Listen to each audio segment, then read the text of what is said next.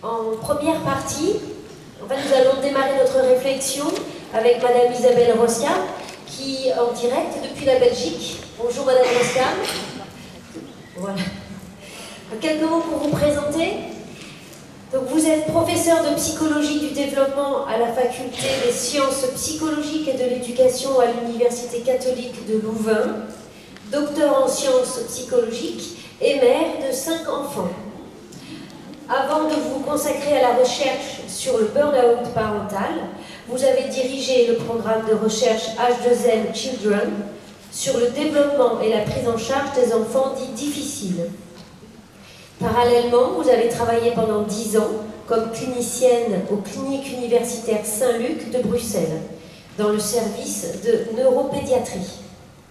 Vous êtes également l'auteur de nombreux ouvrages tels que « Mon enfant est insupportable »,« Le burn-out parental »,« L'éviter et s'en sortir ». Donc, merci d'être avec nous aujourd'hui pour nous aider à répondre à la question « Le super parent a-t-il droit au répit ?»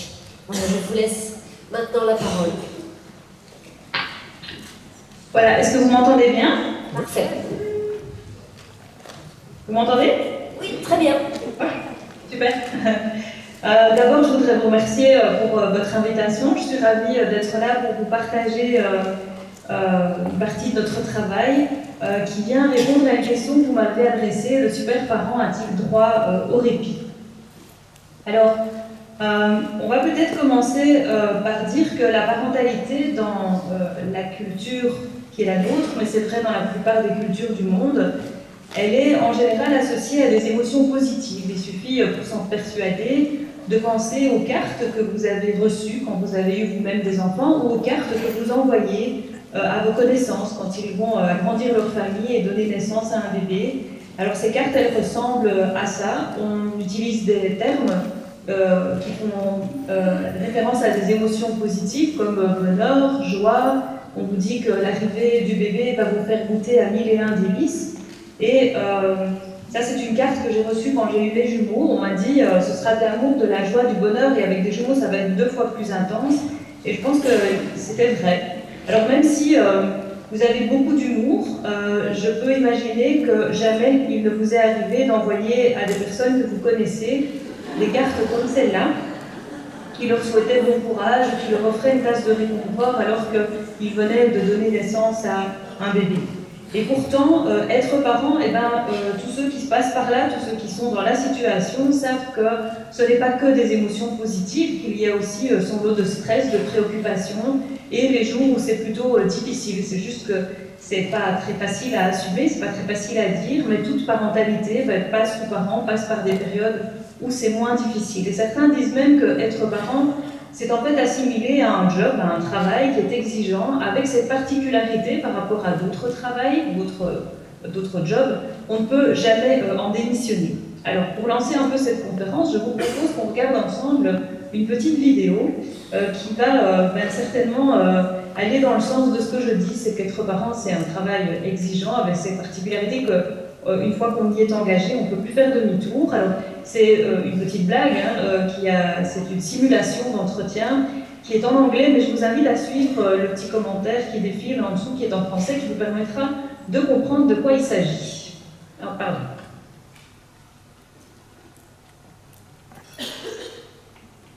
Just give me 1 second. Sure, sir. Okay. 2 minutes. Thank you. Hi, good afternoon. Sorry about that. Anyway.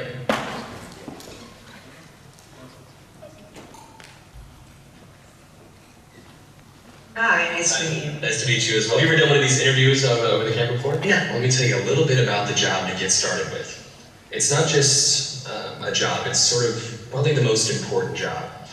The title that we have going right now is Director of Operations, but it's really kind of so much more than that. Responsibilities and requirements are really quite extensive. First category for the requirements would be mobility. This job requires that you must be able to work standing up most or really all of the time, constantly on your feet, constantly bending over, constantly exerting yourself, a high level of stamina. Okay. That's a lot. For how many, for For how many hours? 135 hours to unlimited hours a week. It's basically 24 hours a day, 7 days a week. I'm sure you'll have a chance from time to time to maybe just sit down here and there, yeah? You mean like a break? Yeah. No, there are no breaks available. Is that even legal? Oh yeah, of course, yeah. Okay, so like no lunch? You can have lunch, but only when the associate is done eating their lunch.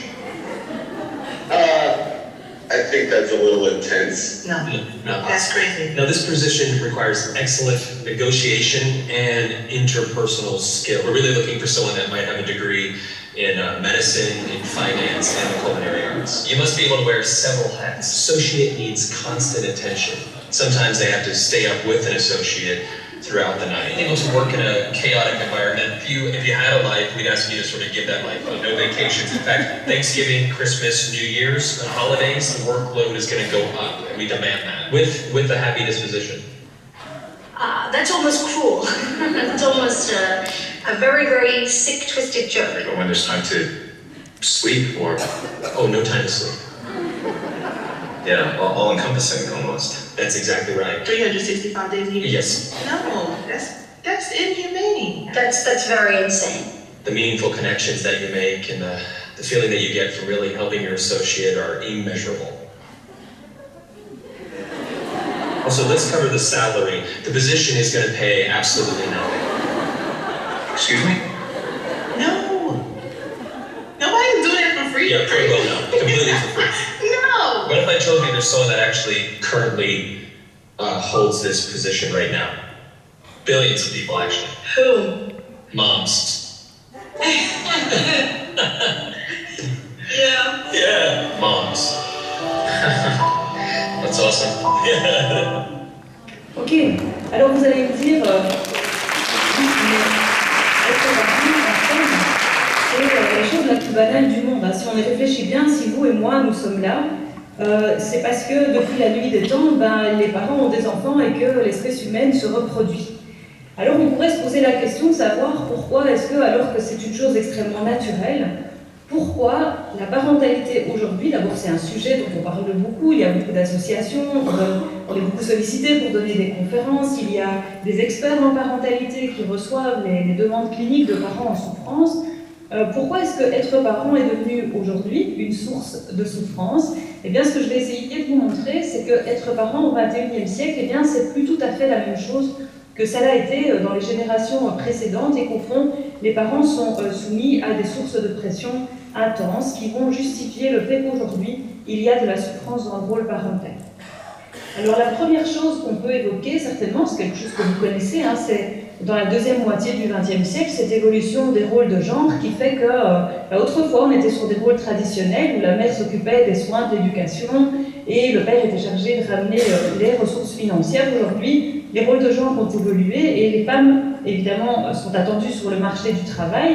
On parle de la double journée des femmes, mais ça a eu beaucoup d'autres implications, aussi pour les pères qui ont dû trouver leur place dans le domaine des soins et de l'éducation.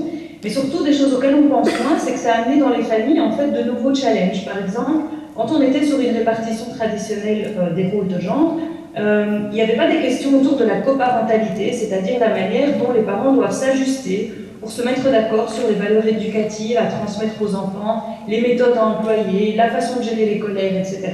Aujourd'hui, la coparentalité, eh bien, c'est un vrai enjeu dans la plupart des familles. Une deuxième raison pour laquelle cette parentalité a beaucoup évolué ces dernières décennies, c'est la montée des valeurs individualistes. Alors, on vit dans une société où nous apprenons que nos aspirations, nos besoins, nos désirs sont très importants et que d'ailleurs, si vous n'allez pas bien ou quand vous élevez vos enfants, on va vous dire en fait qu'est-ce qui est bon pour toi, qu'est-ce que tu as envie de faire de ta vie, il faut que tu aies ta propre trajectoire, que tu traces ta route.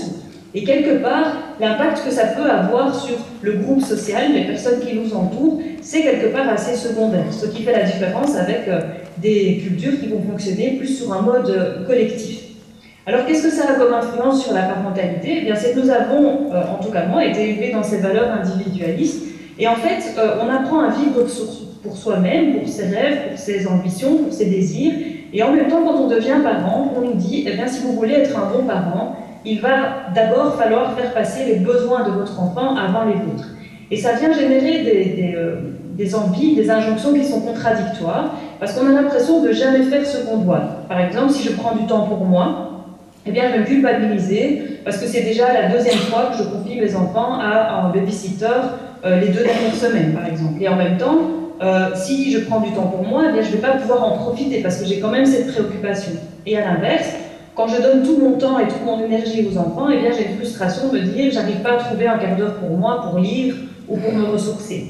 Et donc, ces injonctions contradictoires sur la parentalité eh bien, viennent ajouter une difficulté particulière. Troisième élément qui a changé les choses dans la deuxième moitié du XXe siècle, c'est les nouvelles techniques, et notamment l'avènement de la contraception. Alors pourquoi ? Parce que avant d'avoir cette contraception, eh bien, on se mariait et puis on devait assumer son devoir conjugal et on avait le nombre d'enfants qui nous tombaient dessus parce que c'était la nature, c'était éventuellement quand on avait des convictions religieuses, c'était les enfants que Dieu nous confiait.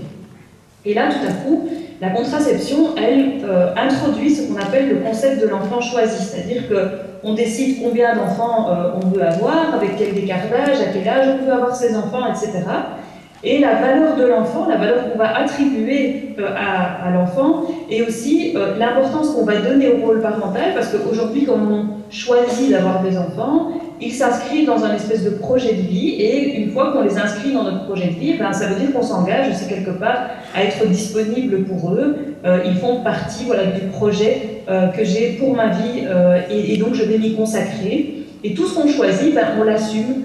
Et donc aujourd'hui, quand des gens parviennent à pouvoir confier qu'ils sont en souffrance dans leur parentalité, il y aura souvent quelqu'un dans leur entourage pour leur rappeler, mais tu sais, ces enfants, tu les as voulus et tu les as parfois ardemment voulus en suivant des programmes de procréation médicalement assistée quand on a des difficultés, par exemple, à avoir des enfants de manière naturelle.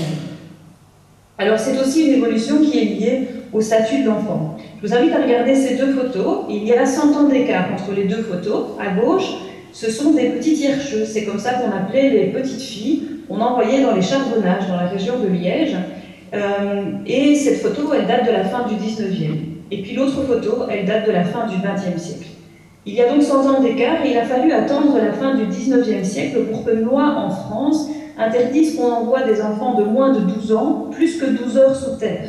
Et 100 ans après, eh bien, on s'offusque parce que les enfants ont trop de devoirs à faire quand ils rentrent de l'école. Je ne sais pas si c'est comme ça en Belgique, mais en France, des parents font des pétitions parce qu'ils trouvent qu'on en demande trop aux enfants et ils sont déjà restés attentifs toute la journée à l'école et qu'ils doivent en plus faire des devoirs quand ils arrivent à la maison. Alors, qu'est-ce qui s'est passé au milieu des deux ? Eh bien, un changement de regard, un changement de statut de l'enfant dans la société, où on est passé d'une série d'époques où, au mieux, on avait une certaine forme d'indifférence à l'égard des enfants qui étaient représentés à hauteur des animaux sur le sol, parce qu'on pensait qu'il y avait une certaine forme d'animosité les concernant, mais ce n'était pas une période de développement qui intéressait beaucoup. On avait une méconnaissance en fait, des besoins de l'enfant. Et puis, avec le XXe siècle, et donc à l'échelle de l'histoire, ça s'est passé très vite. Et à la faveur des guerres mondiales, on va avoir une préoccupation concernant la survie et la protection des enfants. Et puis, progressivement, quelque chose qui devient encore plus intensif, qui est qu'on ne veut pas seulement leur survie et une protection à leur égard, mais on veut aussi optimiser leur développement dans tout ce qu'ils comportent, dans le développement cognitif, émotionnel, social, affectif, etc. Et donc, rien n'est trop beau pour cet enfant que l'on considère aujourd'hui comme une valeur très importante et où on est extrêmement centré sur son intérêt. L'apogée de ce nouveau statut de l'enfant, eh bien, c'est la Convention internationale des droits de l'enfant. Je ne sais pas si vous l'avez déjà lue, mais elle date de 1989, en tout cas la version telle qu'on la connaît aujourd'hui. Et dans cette Déclaration des droits de l'enfant, il y a en réalité 3 acteurs. Le premier acteur, évidemment, c'est l'enfant, dont on va décrire les droits. Ça va profondément bouleverser la parentalité parce que le fait de dire que l'enfant est un être de droit, qui par exemple a le droit de choisir ce qu'il va faire de sa vie, alors c'est terminé de lui imposer de reprendre la ferme familiale ou de devenir avocat comme papa, c'est terminé de lui imposer de croire en Allah ou Jésus-Christ ou que sais-je, ses convictions religieuses, il a le droit de les avoir comme il le souhaite, et donc ça change fondamentalement le rapport de force, de pouvoir à l'intérieur des familles, où on sort d'un modèle où le parent est là pour faire obéir l'enfant dans une éducation qui est parfois sévère, dans un modèle où en fait l'enfant devient quelqu'un qui a droit au chapitre, qui peut donner son avis, qui peut négocier, qui peut décider pour sa vie. Et donc le parent n'est plus celui qui décide et qui impose, le parent c'est celui qui va faire en réalité de l'empowerment. Et donc il y a un deuxième acteur dans cette déclaration, c'est qu'après avoir décrit tous les droits des enfants, on va décrire tous les devoirs de ceux qui s'occupent des enfants, et en premier lieu, les devoirs des parents qui ont la responsabilité d'offrir à l'enfant tout ce qui est nécessaire pour que cet enfant, en fait, déploie son plein potentiel de développement dans tous les domaines, c'est-à-dire domaine émotionnel, cognitif, social, etc. Et en raison du fait que, du coup, les responsabilités parentales vont être extrêmement importantes, le troisième acteur de cette déclaration, ça va être les États qui ont ratifié la Convention et qui vont s'engager d'une part à mettre en place des services qui vont aider les parents à faire leur job, parce que c'est devenu en fait un job avec beaucoup de tâches et de responsabilités. Ça va être par exemple le versement d'allocations familiales ou le fait de subsidier des crèches que l'État va par ailleurs bien surveiller pour vérifier que quand le parent est au travail, l'enfant est confié à des milieux de garde qui vont aussi agir dans le meilleur intérêt de l'enfant, et donc tout ça va être extrêmement surveillé pour que l'enfant soit toujours dans des conditions de développement optimales. Et puis l'État va aussi s'engager à surveiller ce qui se passe dans les familles, et donc des parents qui n'agiraient pas dans l'intérêt supérieur de l'enfant, eh bien on va pouvoir intervenir éventuellement de force dans les familles, et ça peut aller jusqu'au retrait de l'enfant. Et ça c'est aussi quelque chose qui est nouveau à l'échelle de l'histoire, c'est qu'on termine le règne du pater familias, où chacun faisait ce qu'il voulait avec ses enfants dans sa famille, et ça faisait partie du cercle intime de la famille, personne ne s'en mêlait. Et là, tout à coup, l'État fait une forme de monitoring social pour regarder ce qui se passe dans les familles, et parfois sanctionner des parents qui n'agissent pas dans l'intérêt supérieur de l'enfant.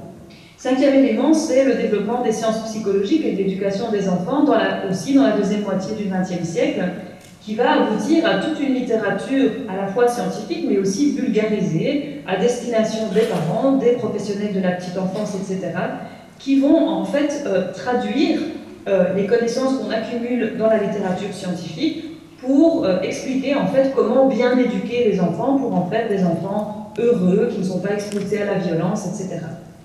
Alors vous allez me dire, mais ok, mais comment cette pression arrive chez les parents, puisque la plupart d'entre eux n'ont pas lu la littérature scientifique, certains ne lisent pas toute la littérature vulgarisée, et ils n'ont certainement pas lu la Déclaration des droits de l'enfant comme moi j'ai pu le faire. Alors c'est vrai, mais cette pression, elle va s'exercer sous différentes formes, notamment via les réseaux sociaux, via des campagnes d'affichage qui vont attirer l'attention des parents sur la bonne parentalité, ce qu'on appellera la parentalité positive. C'est une pression qui va s'exercer aussi de la part des professionnels qui encadrent les parents et qui vont rappeler toute l'importance de l'engagement parental, de l'importance de ne pas crier, de l'importance de ne pas laisser pleurer les bébés, etc. Et les parents vont être ainsi exposés à toute une série de recommandations sur comment bien être parent, comment agir dans le meilleur intérêt supérieur de l'enfant. Et cette pression à l'échelle de l'histoire, elle est tout à fait nouvelle, avec une série d'injonctions sur l'alimentation, le sommeil, l'éducation, etc., qui donnent l'impression qu'en fait les tâches et les responsabilités parentales sont à la fois énormes, nombreuses, et aussi évidemment un peu stressantes, parce qu'on ne peut évidemment pas trop avoir le droit à l'erreur, parce qu'on a la responsabilité de la sécurité affective de l'enfant et de l'optimisation de son développement. Alors, on est tous soumis à cette pression-là, parce qu'elle est vraie au niveau sociétal, elle nous concerne tous, on la ressent tous d'une certaine façon à travers des campagnes, par exemple sur l'allaitement, sur les écrans, on ne peut pas y échapper. Et en même temps, on ne tombe pas tous non plus dans l'épuisement parental. On n'a pas tous besoin de répit. Alors comment ça se fait que pour certains parents, il y a un glissement de la pression qui s'exerce aujourd'hui sur la parentalité et qui concerne tout le monde, au burn-out parental, c'est-à-dire à une espèce de fatigue intense qui fait qu'un jour le parent a besoin de répit et cherche comment pouvoir avoir du répit. Alors on va essayer de comprendre comment, d'abord ce que c'est le burn-out parental, et puis surtout comment on tombe en burn-out parental. Alors le terme burn-out, c'est probablement un terme que vous connaissez très bien dans le domaine du travail. Il date des années 70 avec Freudenberger qui travaillait comme responsable d'un centre pour toxicomanes, où il travaillait avec des bénévoles. Et en fait, il va dire que le burn-out, c'est la maladie des gens qui sont hyper investis dans leur travail, parce qu'il voyait en fait ces bénévoles, alors il a dit, en fait, ils ont éclairé, ils ont comme une bougie brûlée pendant des heures, et puis à un moment donné, cette flamme s'étouffe. Et en fait, il a utilisé ce terme de burn-out parce qu'en anglais, ça signifie en fait ce mouvement de la flamme qui meurt sur elle-même pour désigner ce qui se passait en fait avec les bénévoles. Et puis un travail systématique a été fait par Christina Maslach sur les soignants, sur les infirmières notamment. Et elle a dit c'est la maladie de ceux qui prennent très à cœur leur métier d'aider et de prendre soin des autres. Alors évidemment, ça nous fait penser aux parents parce que les parents sont des gens hyper investis, sont des gens qui sont dans le soin. Et donc, très rapidement, eh bien, il y a eu cette idée que peut-être que ce qui avait été décrit dans le burn-out par Maslach, donc ce syndrome qui est fait d'épuisement, c'est-à-dire un épuisement physique et émotionnel, une manière plutôt de dépersonnaliser les autres, comme les infirmières qui parlent du sein de la chambre 62 plutôt que de parler de Madame Durand, et le sentiment de ne plus être efficace en tant que professionnel, eh bien, peut-être qu'on pouvait l'appliquer dans le champ de la parentalité. Alors, ce n'est pas du tout nous qui avons fait cette application, parce que déjà dans les années 80, eh bien, Procaccini et Kitaber, qui sont deux chercheurs américains, qui travaillaient dans le domaine du burn-out professionnel, alors c'est intéressant parce que c'est deux hommes, qui vont attirer l'attention, écrire un bouquin sur le fait que tout ce qu'ils étudient dans le champ du burn-out professionnel, au fond, eh bien, ça peut s'appliquer dans le champ de la parentalité. Et il y a eu une seule étude en 89 sur des mères au foyer. Et puis, en fait, à l'époque, personne ne va se préoccuper du phénomène. Et si vous m'avez bien suivi, en fait, c'est parce que les changements à l'échelle de l'histoire, à l'échelle de la société, ne sont pas encore suffisants pour qu'on aille attirer le focus sur la parentalité et sur la charge qui pèse sur les parents, puisque c'est en fait antérieur à cette fameuse déclaration des droits de l'enfant et à tous ces changements par lesquels j'ai commencé cette conférence. Alors, il faut attendre le 21e siècle pour que cette thématique du burn-out parental revienne au devant de la scène, avec d'abord une équipe de Suède qui va s'intéresser aux parents d'enfants gravement malades, pour transplanter les cellules souches des enfants malades du cancer, donc des choses très graves où là évidemment on se dit il est normal en fait que des parents soient épuisés dans ces situations-là. Et puis on a deux cliniciennes, Guerito et Holstein, qui vont attirer l'œil sur le fait que ça n'arrive pas que dans des situations extrêmes où les parents sont exposés à un stress inhabituel, mais ça peut arriver aussi à des parents lambda qui, au fait, ont des enfants qui vont bien. Et nous, on a commencé à s'intéresser à cette question, et puis on a collecté des données sur des milliers de parents, et vous allez voir dans différentes régions du monde, et on a décrit ce phénomène de burn-out parental qui est en partie commun à ce qui se passe dans le domaine du travail, mais en partie différent aussi. Alors d'abord, on va retrouver comme premier symptôme cette notion d'épuisement qui est à la fois un épuisement physique et émotionnel, avec des parents qui disent qu'ils ont zéro énergie quand ils doivent s'occuper de leurs enfants, que rien que l'idée qu'ils vont devoir s'occuper d'eux tout le week-end, par exemple, ils n'arrivent pas à sortir de leur lit. Et c'est un épuisement qui est très contextualisé. Donc, c'est un épuisement qui va se manifester dans la parentalité, comme il se manifeste dans le contexte du travail pour le burn-out professionnel, mais pas ailleurs dans d'autres sphères de la vie. Et donc, ce sont des parents qui vont garder de l'énergie, par exemple, pour aller au restaurant avec des amis, ou justement pour aller au travail. Les parents vont dire moi, je reste de plus en plus tard au travail, et j'espère que quand je rentre, ma compagne, mon compagnon a déjà mis les enfants au lit. Et un père me disait parce que quand ils dorment, j'arrive encore à les aimer. Parce que ce qui va suivre l'épuisement, c'est ce qu'on appelle la distanciation émotionnelle, c'est le fait que le parent continue un peu en pilotage automatique à faire le strict minimum, conduire les enfants à l'école, leur donner à manger, mais il n'a plus en fait les ressources pour pouvoir se connecter émotionnellement aux enfants, et donc ça donne l'idée d'une parentalité qui est un petit peu froide, et le parent va rapporter une perte de plaisir dans le rôle parental. Alors ce qui est très important, c'est que ces symptômes, ils vont s'inscrire en contraste par rapport à ce que le parent était auparavant. Et donc on ne pourra jamais dire d'un parent qui n'était pas du tout investi dans sa parentalité ou qui est un parent négligent qu'il est en burn-out. En fait, en réalité, ce sont plutôt des parents qui étaient hyper investis dans leur parentalité, qui avaient envie d'être les meilleurs parents du monde, et tout à coup, un jour, ils s'effondrent. Et ce contraste, en fait, il ne va pas échapper au parent lui-même, mais pas non plus, par exemple, au conjoint. Voici le témoignage d'une maman qu'on a reçu, qui était en burn-out. Elle dit « Ils vont se chamailler, elles vont crier 500 000 fois « Maman, maman, j'ai faim, maman, j'ai soif, je dois aller aux toilettes, je dois faire ci, je dois faire ça. » Ce ne sont que des gosses et leurs demandes sont légitimes. Mais ce mot « maman », je ne le supporte plus. La première fois que votre bébé vous dit « maman », c'est le plus beau jour de votre vie. Et aujourd'hui, ce n'est plus un mot que je suis heureuse d'entendre. « Maman », c'est devenu un mot de torture. Et donc, on sent toute la souffrance liée dans le rôle parental tel que ces mamans la manifestent. Alors, est-ce que le burn-out parental, c'est la même chose que le burn-out en général? Est-ce que c'est de la dépression? en fait, en réalité, on aurait pu croire hein, que tous ces termes se valent et qu'ils se recouvrent. Mais la vérité, c'est que le burn-out parental, c'est un trouble spécifique. Alors, c'est pas qu'on ne peut pas être à la fois en burn-out parental et en burn-out professionnel, mais en général, ce sont deux choses qui sont assez différentes. D'ailleurs, les gens qui sont en burn-out parental vous diront que leur travail, eh bien, c'est leur havre de paix. Et l'inverse, quand on est en burn-out professionnel, on dit de la famille, ben, c'est là que je me repose, que je me déstresse, c'est mon havre de paix.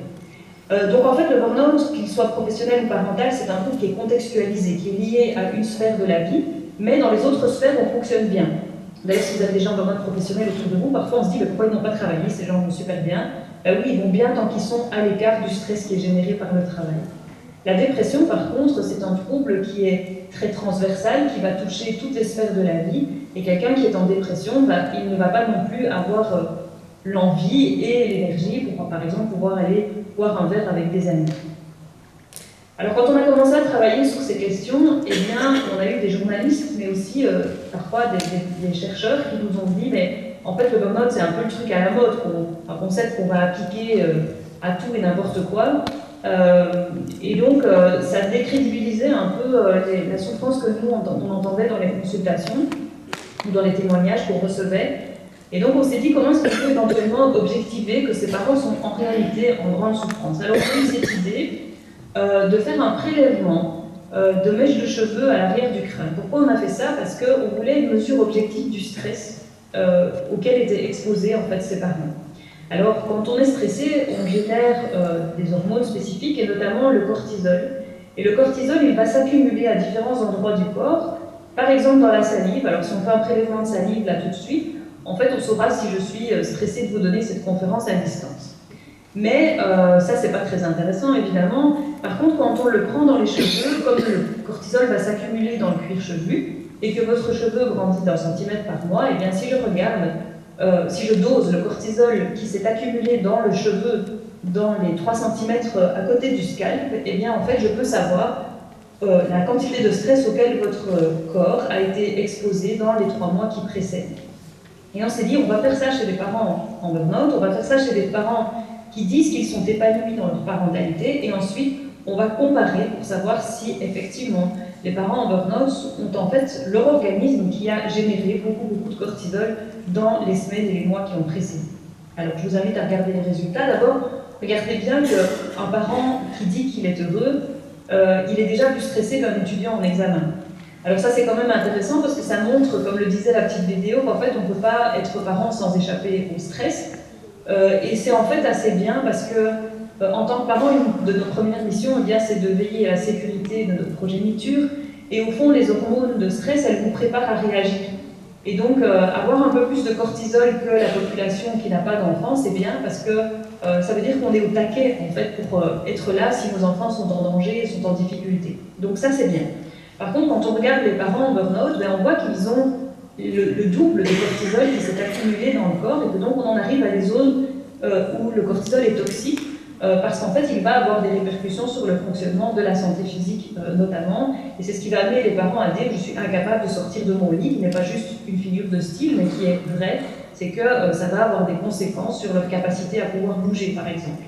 Alors, je vous invite aussi à regarder que ce taux de cortisol qu'on a relevé chez les parents en burn-out, eh bien, il est aussi supérieur à des patients qui souffrent de douleurs chroniques sévères et à des victimes de violences conjugales, ce qui nous permet un peu de mesurer à quel point la détresse chez ses parents, eh bien, c'est pas seulement une question de concept à la mode, et c'est pas juste quelque chose qui est subjectif, mais il y a une réelle souffrance qui est ressentie dans le corps. Alors, est-ce qu'on doit se préoccuper du burn-out parental? Oui, pour 2 raisons. Alors, la première raison, c'est que c'est un trouble qui est relativement prévalent, c'est-à-dire qu'il va concerner un certain nombre de parents et suffisamment de parents pour qu'on s'en préoccupe. Pour savoir combien de personnes ça concerne, on a fait une étude dans 42 pays du monde. Donc les pays qui sont en blanc sont ceux sur lesquels on n'a pas de données. Et les autres, eh bien, plus la couleur est foncée, plus le pourcentage est élevé. Alors il ne faut pas être grand clair pour se rendre compte que les pays occidentaux, là dans le nord de la carte, sont les plus touchés. On pourra évidemment essayer de comprendre ensemble dans les questions, si ça vous intéresse, pourquoi les pays occidentaux sont plus touchés. Mais donc on voit, si on fait un petit zoom sur les parties du monde qui nous intéressent, que la Belgique, la France, franchement, on n'est pas bien lotis, on atteint des taux qui vont de 6 à 8%. Alors, est-ce que ça fait beaucoup? Bah oui, en fait, si on traduit à l'échelle de la France, ça fait 900 000 par an, et chez nous, ça fait 200 000 par an, on est un pays plus petit, mais on a un taux aussi un petit peu plus élevé que chez vous. Donc ça fait beaucoup de parents qui sont en réalité en souffrance, et ça en fait presque un problème de santé publique dont évidemment il va falloir probablement se préoccuper. Alors, essayons de voir maintenant comment les parents tombent en burn-out. Comment ça se fait que, alors qu'on est tous exposés à cette pression, eh bien, il y a certains parents qui vont tomber en burn-out alors que d'autres vont continuer d'être plus ou moins épanouis dans leur parentalité. S'il y a bien une chose que vous devriez retenir et que vous devez fixer dans votre mémoire, c'est cette image de balance. En fait, on pourrait représenter l'épanouissement et le burn-out parental comme le résultat d'un équilibre entre les stresseurs parentaux, donc le fait que n'importe qui en tant que parent est exposé à des stresseurs. Alors, on stresse pour ce qui arrive à nos enfants aujourd'hui, les problèmes auxquels on est exposé, par exemple le fait qu'on a un enfant avec des difficultés d'apprentissage, mais on stresse aussi anticipativement pour tout ce qui pourrait arriver à nos enfants. Par exemple, on a peur qu'ils fassent des mauvaises rencontres sur Internet, qu'à l'école il soit justement avec l'enseignant qui est le moins bien réputé dans l'école, qu'il ait des mauvaises fréquentations, etc. Donc le stress dans la parentalité, il est normal. Mais vous ne serez jamais en burn-out parental si vous avez assez de ressources pour compenser les effets du stress. Le problème du burn-out, c'est quand on a trop de stress pendant trop longtemps et qu'on n'a pas assez de ressources pour y faire face. Ça, c'est ce qui se passe dans le burn-out professionnel, mais c'est aussi ce qui se passe dans le burn-out parental. Alors, quand on parle de stresseurs, de quoi est-ce qu'on est en train de parler? On peut ranger les stresseurs dans différentes catégories, notamment les stresseurs sociodémographiques. Alors, les stresseurs, c'est tout ce qui va augmenter la charge, la difficulté d'être parent. Donc, par exemple, moi qui ai 5 enfants, par rapport à quelqu'un qui en a un, c'est un peu plus de stress parce que c'est 5 fois les boîtes à tartines, c'est 5 fois les réunions scolaires, c'est 5 fois plus de chances qu'il y en ait un qui ait chopé le Covid et qui déstructure la vie de famille, etc., etc. Mais c'est aussi, par exemple, les revenus que j'ai pour m'occuper de mes enfants, le nombre de mètres carrés dont je dispose, voilà, et qui fait qu'il y a plus ou moins de bruit et de promiscuité à la maison. Donc ça, c'est tout ce qui est stresseur sociodémographique. Il y a les stresseurs situationnels qui sont en fait liés au fait d'avoir un enfant qui est malade, qui a des difficultés d'apprentissage, qui présente un handicap, de l'autisme, etc. Et puis on a les stresseurs personnels, c'est tout ce qui est lié à votre mode de fonctionnement à vous. Par exemple, on pourrait citer le fait par exemple d'avoir des traits de perfectionnisme. Alors quand on est quelqu'un de perfectionniste, en fait on se met du stress à soi-même parce qu'on n'est jamais content. Et donc on veut toujours faire mieux, on a toujours des objectifs qu'on n'a jamais atteints. Et on est dans une course un peu effrénée qui va s'appliquer dans le domaine parental, à une course effrénée à la parentalité parfaite par exemple. Mais les stresseurs personnels, c'est aussi mon histoire personnelle par rapport à l'attachement que je pouvais avoir avec mes parents, etc. Les stresseurs liés à la relation avec l'enfant, c'est tout ce qui concerne, voilà, est-ce que dans la relation que j'installe avec l'enfant, je pratique d'une manière telle que le stress va augmenter. Je vous donne un exemple. Il y a des tas de parents qui sont relativement inconsistants sur le plan éducatif. Ça veut dire que quand l'enfant demande quelque chose, eh bien, des fois ils disent non, mais si l'enfant insiste, peut-être que ça peut devenir un oui. Alors imaginez, vous avez 3 enfants qui font 10 demandes par jour, et ces enfants ont appris avec vous que ça vaut toujours la peine de demander 10 fois, parce que peut-être il y a une chance que le non devienne un oui, et bien ça vous fait 300 demandes sur la journée. Et donc, oui, dans cette manière d'interagir avec les enfants, eh bien, il y a une augmentation du stress. Et puis, on a les stresseurs familiaux, qui sont, par exemple, est-ce qu'on a une bonne coparentalité, est-ce qu'on partage les tâches, par exemple, avec son conjoint, est-ce qu'on est d'accord sur les méthodes éducatives ou est-ce que tout ça génère des conflits, et est-ce qu'on a des routines familiales qui permettent, par exemple, de diminuer la charge mentale. Eh bien, le burn-out, c'est une accumulation de plein de petits stresseurs. Pas forcément un gros stresseur, comme avoir un enfant qui a de l'autisme, on pourrait considérer que ça c'est un gros stresseur, mais c'est parfois tous les petits stress du quotidien qui s'accumulent et qui finissent par faire lourd dans la balance et qui ne vont pas être compensés par des ressources en suffisance, en tout cas de l'autre côté. Alors on sait que le poids des stresseurs et des ressources ne se valent pas, et en fait ce qui va compter le moins, ce sont les stresseurs sociodémographiques et situationnels. C'est en soi une bonne nouvelle parce que ce sont en fait des facteurs sur lesquels on ne sait pas agir, tandis qu'on peut effectivement agir sur les 3 autres types de stress. Alors ce mécanisme qui explique pourquoi est-ce qu'on tombe en burn-out, eh bien en fait c'est un mécanisme qui est commun à toutes les personnes qui sont dans burn-out parental, mais la nature des stresseurs et des ressources qui sont dans la balance, en fait, elle est propre à chaque parent. C'est pour ça qu'on dit que chaque burn-out a son histoire. C'est que si vous et moi, on commençait là maintenant à réfléchir à ce qu'on a dans sa balance en termes de stresseurs et de ressources, eh bien, on aurait chacun des stresseurs et des ressources qui sont de nature différente, qui sont en nombre différent, mais on aurait tous en commun ce mécanisme étiologique. Alors, une autre raison pour laquelle on va devoir se préoccuper du burn-out parental, tout à l'heure je vous disais, c'est un trouble qui est relativement prévalent, mais une autre raison pour laquelle on doit s'en préoccuper, c'est que le burn-out parental a des conséquences qui sont potentiellement très graves. D'abord, des conséquences pour le parent lui-même. Alors, on n'a pas le temps de les passer tous en revue, mais je voudrais insister sur les problèmes de santé qui sont en réalité liés à la présence du cortisol capillaire, du cortisol dans le corps, tel qu'on en a parlé tout à l'heure, parce que le cortisol, il a cette facilité à pouvoir faire flamber les petits maux du quotidien. Donc imaginez que vous êtes quelqu'un de sensible aux migraines, aux maux de dos, aux problèmes de digestion, etc. Eh bien, en fait, avoir trop de cortisol, ça va faire flamber, démultiplier ces difficultés, et donc vous allez avoir beaucoup de plaintes somatiques qui vont devenir plus importantes. Alors c'est aussi préoccupant parce qu'on a beaucoup d'idées suicidaires dans le burn-out parental. Pourquoi? Parce que, imaginez, dans le burn-out professionnel, en fait, il y a à peu près toujours une porte de sortie. Quand on est en burn-out professionnel, on passe chez son médecin, il va vous faire un certificat médical et en quelques heures, vous êtes à distance de la source du stress. Vous pouvez aussi changer de métier. On est dans une société où changer d'orientation professionnelle à peu près à n'importe quel âge, c'est toujours bien vu comme une opportunité. On peut démissionner, au pire du pire, on peut demander à changer de service, une mutation, que sais-je. Mais dans le burn-out parental, en réalité, il n'y a pas de porte de sortie, et donc on ne peut pas se mettre en congé de ses enfants, on ne peut pas changer d'enfant, etc. Et donc beaucoup de parents, on arrive à se dire que finalement la seule porte de sortie, c'est de se donner la mort, et donc les idées suicidaires sont extrêmement fréquentes.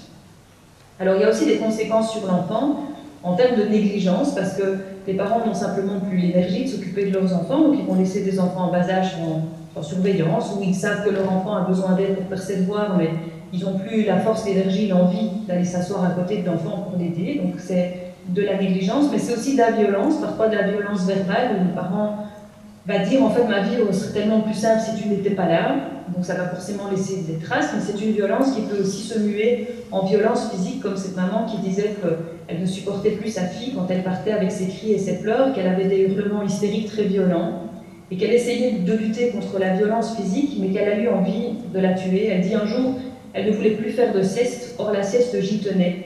Ce n'était juste pas possible d'encore gérer l'après-midi si elle ne dormait pas, et du coup, je l'avais mise dans son lit, sa tête avait heurté le bord du lit, elle s'est mise à pleurer, et j'ai vraiment eu envie, j'ai juste eu envie de la boxer jusqu'à la mort. À ce moment-là, j'ai consulté une psy parce que je me suis dit, là, je ne peux pas, je mets les enfants en danger. Et donc, on constate aussi à travers ces témoignages que souvent, ce sont des passages à l'acte qui vont faire que finalement, le parent va demander de l'aide, parce que c'est tellement tabou, tellement honteux de dire en fait qu'on est en burn-out de ses enfants, qu'en général, c'est effectivement un passage à l'acte qui va amener cette demande de consultation.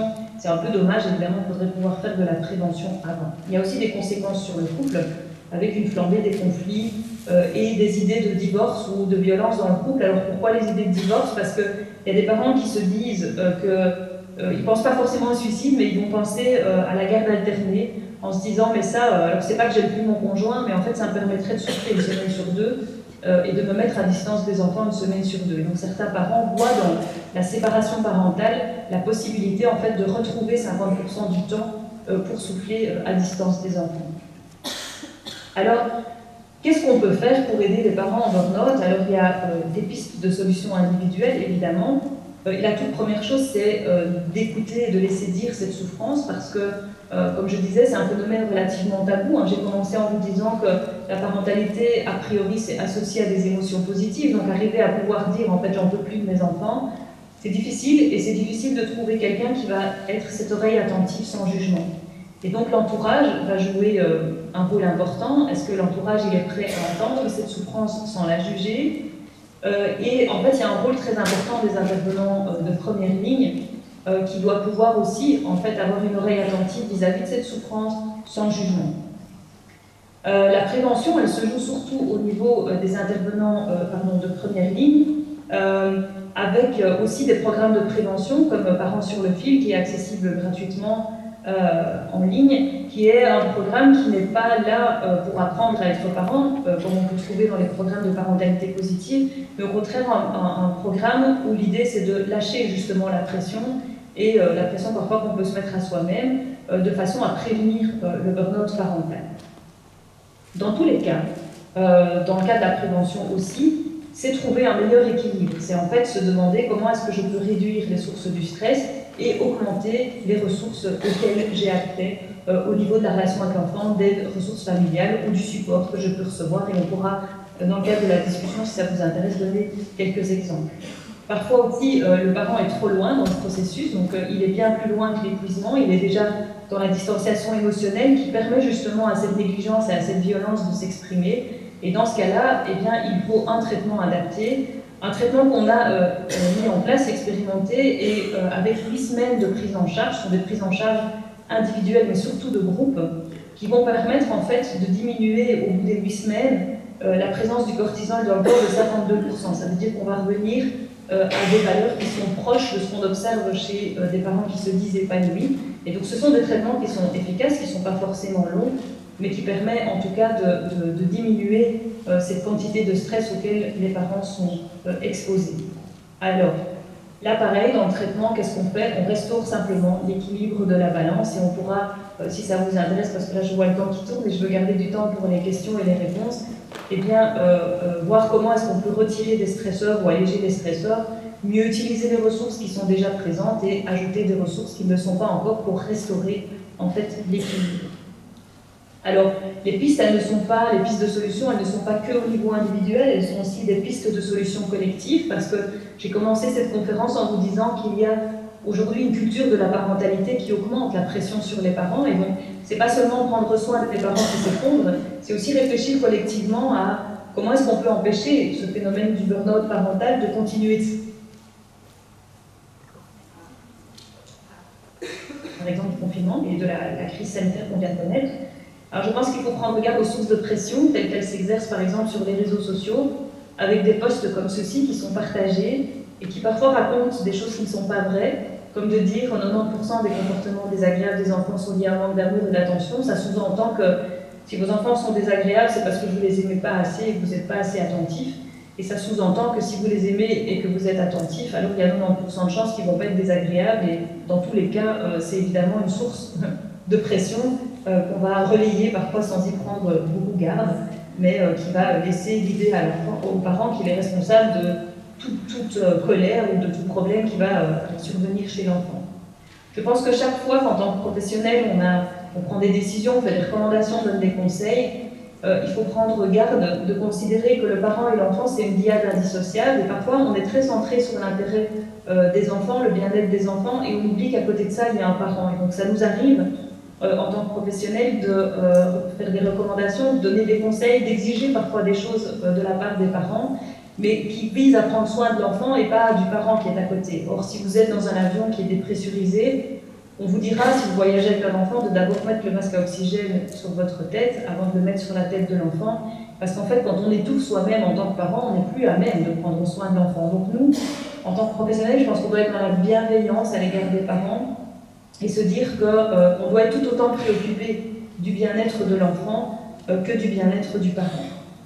Je pense aussi qu'il y a à réfléchir ce concept de parentalité positive que j'affectionne, qui je pense est un excellent point de repère, mais il doit être conceptualisé comme étant un phare. Je pense que pour beaucoup de parents aujourd'hui, et parfois pour les professionnels, la parentalité positive c'est comme un but à atteindre, comme si on pouvait ambitionner d'être ce parent parfait 24 heures sur 24 et 7 jours sur 7. Or pour moi, la parentalité positive, c'est plus comme un phare. C'est quelque chose qui nous donne une direction dans laquelle on doit aller, qui nous éclaire les jours de doute. Mais le principe d'un phare, c'est qu'on ne doit pas l'approcher trop près parce que vous cassez le phare et vous cassez votre bateau. Et donc, l'idée, c'est pas de devenir ce parent parfait 24 heures sur 24 et 7 jours sur 7, parce qu'on s'est plus dans une parentalité parfaite, bénéfique pour l'enfant. Elle n'est pas bénéfique pour le parent, elle n'est sans doute pas bénéfique pour le parent, parce que les parents, les enfants, ils ont aussi besoin de se construire dans les failles du parent et de savoir qu'à côté d'eux, ils ont des adultes qui certains jours sont fatigués, qui certains jours vont déborder, Et c'est OK de vivre avec un parent qui est suffisamment bon. Et donc je pense qu'on doit collectivement relâcher la pression autour du parent parfait, parce que les parents sont soumis à une série d'injonctions très importantes, et il y a une façon humoristique de les reconnaître en suscitant le débat. Je vous partage un post que j'ai trouvé sur Internet qui fait le contraste entre comment être parent en 2019 et en 82. Alors je vous lis rapidement. Être parent en 2019, c'est assurez-vous que les besoins de votre enfant soient rencontrés au niveau académique, émotionnel, psychologique, nutritionnel et social.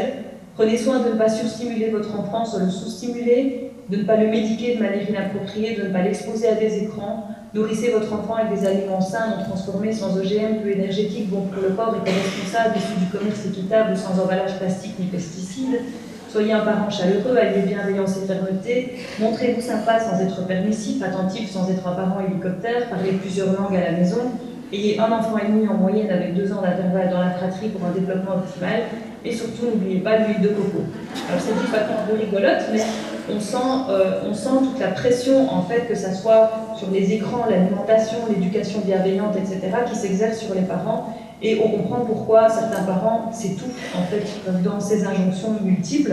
Et j'aimais beaucoup ce poste parce qu'il faisait le contraste avec la situation des années 80, en fait, avant tous ces changements de société qu'on a soulignés tout à l'heure, et dont l'apogée était cette déclaration de l'enfant en 89, où, un peu à la blague, on disait « nourrissez-les parfois ». Et une dernière chose, c'est que je pense qu'aujourd'hui, on en est arrivé à une situation où être parent est devenu une activité très solitaire, parce qu'on est dans une société où demander de l'aide, c'est un aveu de faiblesse. On est dans une société très individualiste, où chacun s'occupe de ses trucs dans son coin. Et donc, le réflexe de dire, en fait, la parentalité, c'est complexe, il y a beaucoup de choses, beaucoup de tâches, de responsabilités, et c'est normal de partager ces tâches et ces responsabilités dans la communauté, dans le réseau formel, dans le réseau informel. Mais c'est plus du tout un réflexe qu'on a. On reste chacun avec ses problèmes, sa parentalité dans son coin, à s'occuper juste de ses enfants, de les conduire à leurs activités extrascolaires, à se tracasser pour leur vie à l'école, leur éducation, etc. Mais on a oublié ce que disent les Africains et les sociétés plus collectivistes, c'est que pour élever un enfant, il faut tout un village. Et donc, c'est important de revenir en fait à une solidarité, à une communauté autour des parents et à sortir de l'isolation dans laquelle beaucoup de parents sont aujourd'hui et sont en grande souffrance. Et plus on est en souffrance dans sa parentalité, moins on va faire appel à l'extérieur parce que justement il y a tout un tabou autour de la souffrance parentale.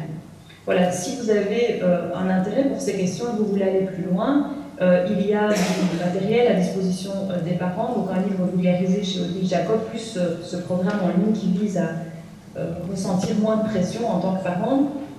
Si vous êtes professionnel et que vous avez envie de vous former, en fait, au burn-out parental, il y a une possibilité de le faire. On a aussi des ouvrages à destination des professionnels. Et puis, il y a un site internet où il y a de l'information pour tous gratuitement à disposition, qui est burnoutparental.com. Voilà, et puis je reste à votre disposition, d'abord pour répondre à vos questions, évidemment, mais aussi vous avez, après la conférence, envie de correspondre avec moi, vous pourrez nécessairement m'envoyer un mail. Voilà. Je vous remercie en tout cas pour votre écoute et j'espère avoir été dans le timing qui va vous permettre de poser un certain nombre de questions. Merci beaucoup.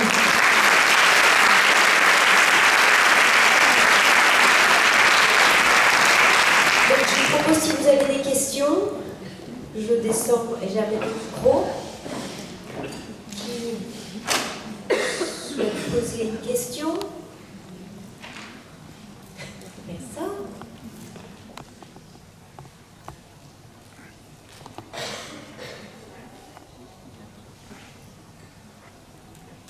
C'était tellement clair, ceci dit. Ou alors, en tant que parent, ça vous a achevé? Je ne sais pas. Oui, c'est la digestion. Ah. Décidément, donc il faut tout un village pour éduquer un enfant. Je crois que c'est la phrase du jour. Hein. Vous ne savez pas, Madame Roskam, mais ce matin, avec un sketch, on a démarré avec cette phrase. Et vous venez de la prononcer aussi. Je ne sais pas si vous me parlez à moi, mais il y a un écho terrible et je n'ai pas compris. Je suis désolée. Est-ce qu'au niveau technique, est-ce que là, ça passe mieux ou pas?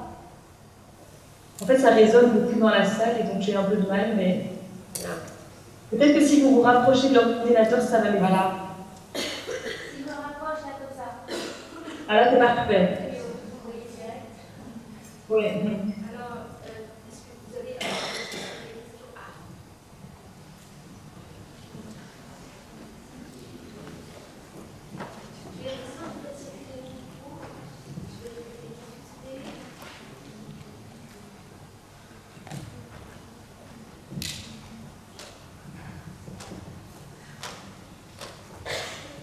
je vais rebondir sur la dernière phrase qui concerne... Vous entendez là? Ça fait écho? Ah, d'accord. Il faudrait tout un village pour éduquer un enfant. Et je voulais savoir si, justement, par rapport aux problématiques liées à l'éducation des enfants, aux parents qui se sentent parfois dépassés, est-ce qu'il faudrait justement réfléchir sur des sociétés dont tout à l'heure vous aviez parlé de sociétés collectives, il me semble que vous aviez employé un terme par rapport donc à ces sociétés justement où l'enfant est éduqué par plusieurs membres de la famille, voire par des personnes du village qui n'ont rien à voir avec la famille. Est-ce que actuellement les sociétés occidentales s'intéressent justement à des possibilités de s'inspirer de ces modèles d'éducation? Alors, je crois que j'ai compris. Mais quand vous parlez, en fait, il y a un écho. Donc, je suis absolument désolée. Est-ce que j'ai bien... Je vais répéter la question, et si c'est pas juste, je vais demander à ma collègue qui est sur place de me retraduire la question. Mais donc, j'ai compris, en fait, que vous questionnez sur le dernier slide sur cette idée de collectivité, d'importance de partager les tâches et les responsabilités, et en demandant si les pays occidentaux, en fait, s'interrogeaient un peu sur comment restaurer cette solidarité. Est-ce que c'est ça la question? Alors, j'ai peur de parler. Eh bien, alors, c'est une excellente question. En fait, la difficulté est la suivante, c'est qu'en fait, il y a deux grandes sources de soutien social. Il y a ce qu'on appelle le soutien social formel et le soutien social informel. Le soutien social formel, c'est celui qui est organisé par l'État. Donc, ce sont par exemple des associations, des services qui sont mis à disposition des familles. On peut par exemple parler des services de répit parental, mais aussi voilà, tous les services comme les CAF qui vont organiser des tas d'activités pour les parents, etc. Et puis tous les mécanismes par lesquels on va concrètement aider les familles. Donc ça, c'est ce qu'on appelle le soutien formel. Et dans les pays occidentaux, il y a énormément de soutien formel. C'est-à-dire que si vous êtes en difficulté, je ne sais pas, par exemple, vous avez un enfant avec un handicap ou quelque chose comme ça, vous allez avoir en fait des services, des associations qui vont vous aider. Et c'est vrai aussi chez nous, par exemple, si vous avez un enfant TDAH, vous pouvez aussi trouver du soutien. Vous pouvez, chez nous, on a ce qu'on appelle les cafés poussettes, par exemple, là où si vous avez des enfants en bas âge, vous pouvez venir, avoir des conseils, etc. Donc le soutien formel, dans les pays occidentaux, il est super bien organisé. Et on met relativement des moyens sur la table pour favoriser ce soutien formel. C'est encore plus vrai dans les pays scandinaves, où le soutien formel est très très développé. Mais à côté de ça, il y a le soutien informel. Le soutien informel, c'est celui qu'on va recevoir du réseau proche, c'est-à-dire de la famille élargie, mais aussi du voisinage, du village, etc., etc. Et dans les pays occidentaux, en fait, le réseau informel, il donne assez peu de soutien dans la parentalité, comparativement à ce qu'on peut trouver dans des sociétés plus collectivistes, où, en Afrique, par exemple, il n'y a pratiquement pas de soutien formel, mais il y a beaucoup de soutien informel. Et en fait, quand on voit les résultats qu'on a obtenus dans l'étude internationale, on a presque envie de se dire que chez nous, on a perdu à cause de l'individualisme, à cause du type de société qu'on a développé.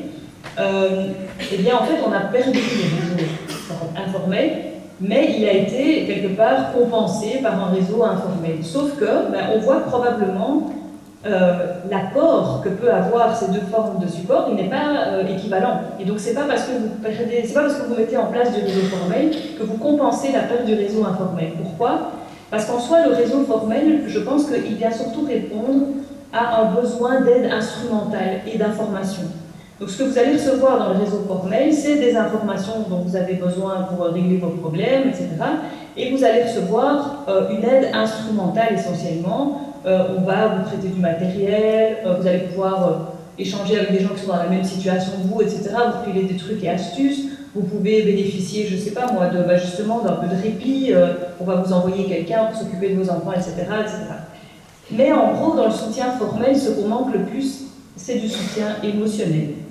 Et le soutien émotionnel, par contre, le support informel, il va vous apporter beaucoup de soutien émotionnel à travers les liens familiaux, les liens d'appartenance, etc., qui ne sont pas reproductibles en tant que tels dans le réseau informel. Donc je pense qu'on ne peut pas compenser l'un en l'absence de l'autre, enfin, voilà, que les deux sont nécessaires.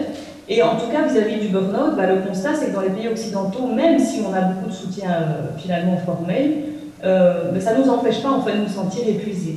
Et donc, pour moi, je pense que réfléchir à des moyens, c'est réfléchir à comment restaurer une solidarité entre nous, mais aussi une solidarité qui va se jouer dans le réseau informel. Comment arriver, alors qu'on ne vit plus dans des familles multigénérationnelles, par exemple, à restaurer la confiance dans les familles, l'envie. Et c'est pas si simple, là, parce que c'est un problème, par exemple, les grands-parents d'aujourd'hui, les jeunes grands-parents d'aujourd'hui, ils ont aussi été élevés dans l'individualisme. Et donc, ils ont l'impression d'avoir tout donné à leurs enfants pendant 20 ans, et maintenant que les enfants sont grands, ils ont envie aussi de revivre un peu pour eux, donc de voyager, ils ont une résidence secondaire, ils vont 6 mois par an, enfin, vous voyez, ils ne sont pas dans la reproduction du modèle de la génération d'avant, où les grands-parents étaient hyper présents pour les enfants, par exemple. Donc, on a aussi une transformation dans le rôle des grands-parents, en tout cas c'est le cas chez nous en Belgique, où les grands-parents sont en fait moins présents, ils ont aussi envie de vivre un peu pour eux, et donc pas d'avoir les petits-enfants tous les jours à la maison. Et donc on se tourne vers le soutien formel, on va vers des crèches, vers un système de garde qui sont en fait subsidiés, mais ce soutien informel il est moins présent. Voilà. Donc je pense que c'est pas un problème qui est simple, et oui, il y a à réfléchir à des solutions collectives, mais qui ne sont pas... c'est pas des solutions linéaires. Je pense que c'est toute une société et tout son mode de fonctionnement sur lequel en fait on doit se questionner. Je pense aussi qu'il y a un autre mécanisme qui est qu'on a développé, c'est pas seulement qu'on n'ose pas aller demander de l'aide, mais on a développé une forme de méfiance à l'égard des autres adultes.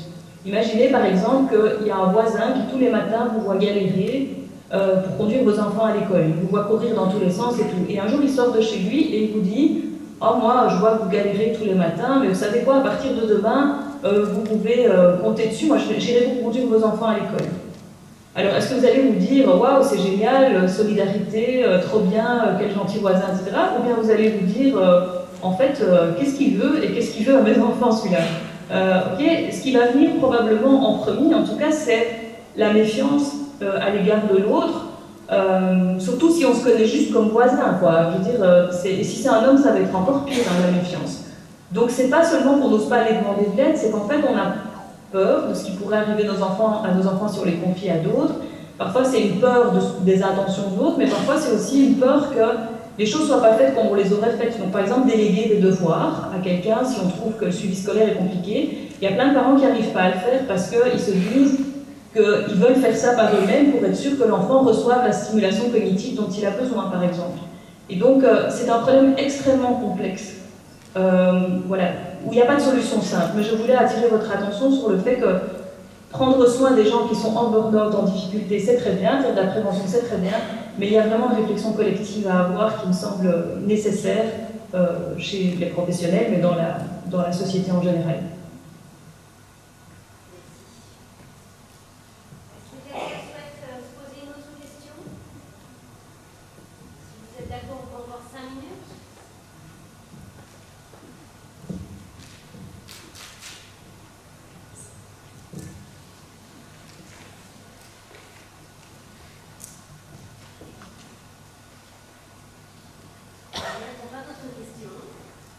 Parfait.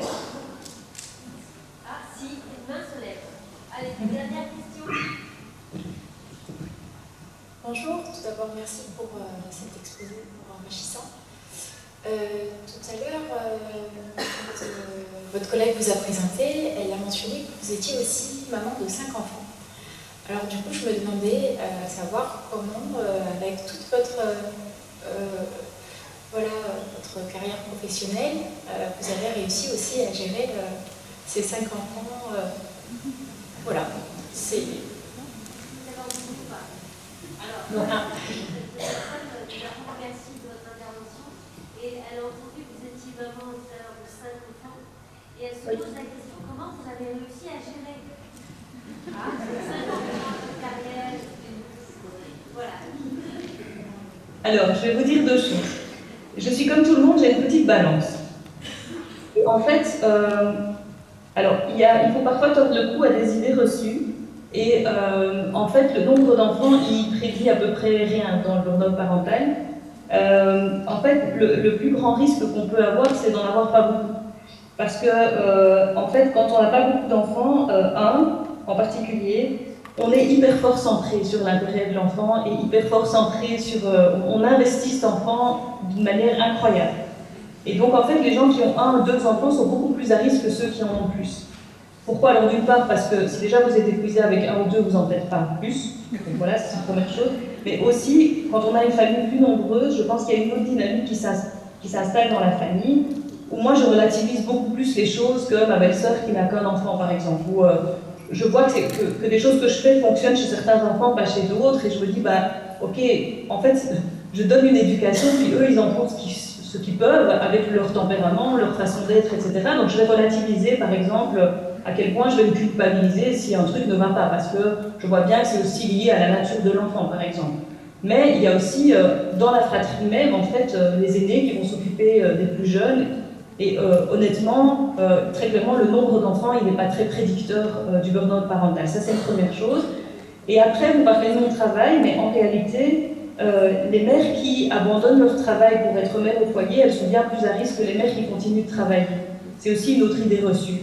Pourquoi? Parce qu'en fait, dans la balance, le travail, ça peut constituer en fait une ressource, dans le sens où vous n'abandonnez pas, vous ne sacrifiez pas toute votre vie en fait à vos enfants, et parce que quand on arrête de travailler, bon, la plupart des femmes aujourd'hui, parce que c'est souvent elles qui arrêtent de travailler, elles ont suivi des études, donc elles avaient des ambitions de carrière, etc. Donc, et puis un jour elles y renoncent, parce qu'elles veulent donner le meilleur d'elles-mêmes à leurs enfants, donc elles vont surinvestir le rôle parental. Alors ça c'est très bien, et ça rend heureux tant que vous avez un retour sur investissement.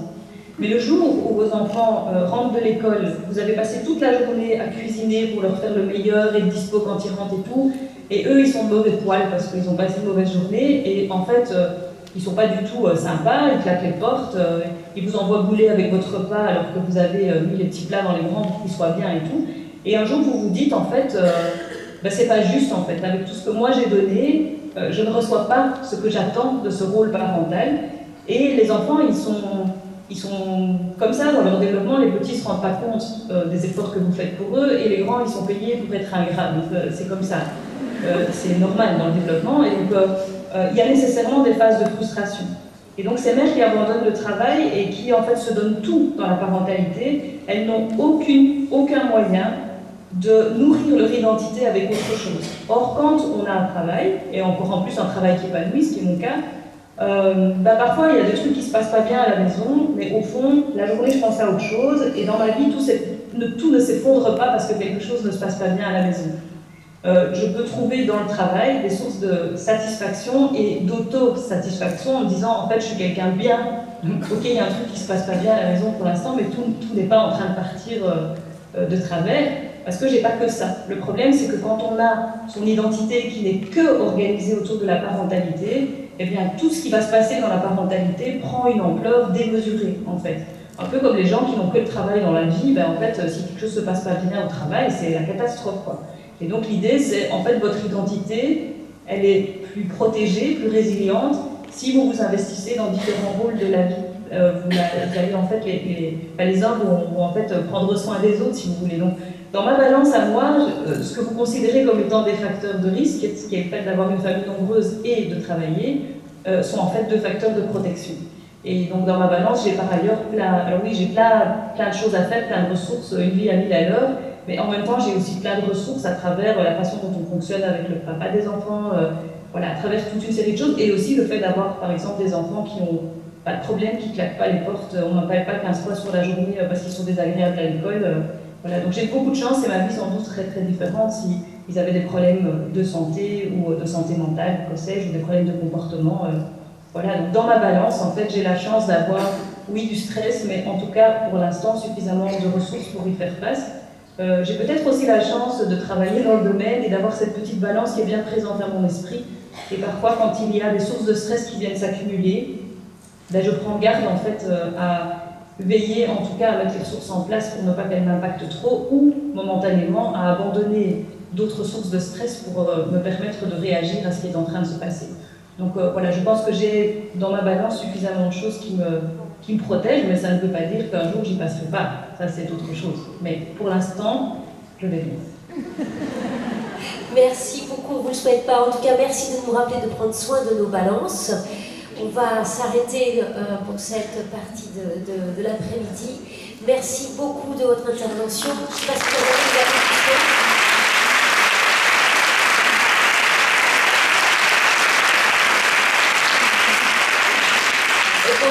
Comme vous l'avez dit, si j'ai bien compris, on peut rester en contact avec vous, vous écrire.